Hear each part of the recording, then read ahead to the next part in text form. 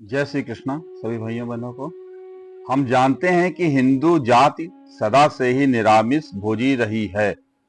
हमारे पूर्व ऋषि महर्षि राजा रंक सभी सात्विक अन्न खाकर ही जीवन बिताया करते थे।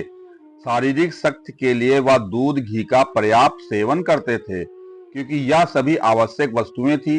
इसलिए इनकी बिक्री के आदेशों पर रोक लगी थी। समय के प्रभाव से आधुनिक काल की भांति उस समय भी समाज में इस आज्ञा की अवहेलना की जाने लगी और गोपियों हजारों की संख्या में मथुरा के बाजारों में दूध घी बेचे जाने लगे थे। आवश्यकता से अधिक धन को इकट्ठा कर घर में जमा रखने की प्रवृत्ति ने उनको इस पाप की ओर ढकेल दिया। चांदी के चमकते टुकड़ों का लोभ देखकर नागरिकों ने उन बेचारे भोले भाले ग्रामीणों के रक्त को चूसना प्रारंभ कर दिया। कंस के काले कानून भी इस प्रथा को बढ़ावा देते थे और वह इस एकत्रित धन पर टैक्स लेता था। भगवान कृष्ण को यह कुरीतियां बहुत खली। उनकी दृष्टि में यह प्रथा समाज के लिए एक कलंक थी और भावी संतानों को दुर्बल बनाने वाली थी। भारत सदा कृषि प्रधान देश रहा है।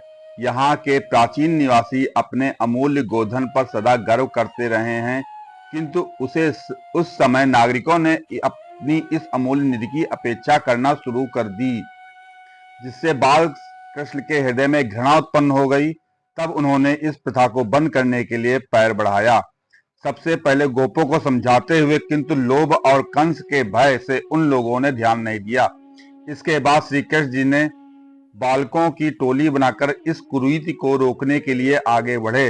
अब जिसके घर में दूध घी की मटकी भरी जाती थी और उसे मथुरा जाना होता था, तो बाल कृष्ण मंडली उस घर पर धावट बोलकर मक्खन और दही तथा घी लूट लेते थे और दोस्तों में बांट दिया जाता था। कुछ गोपियां भी उनका सहयोग करती थी और वह मक्खन पर छापा मारने के लिए कृष्ण जी को इशारा भी करती थी। इस बात का आभास श्रीमद् भागवत और सूरदास जी के पदों में मिलता है। इसके बावजूद भी जब गोरस बेचा जाना बंद नहीं हुआ, बाल कृष्ण मंडली रास्ते में खड़े होकर मटकियां छीन लेते थे और गोरस लुटा दिया जाता था। यही नहीं, अड़ंगा डालने के लिए मटकियां फोड़ दी जाती थी।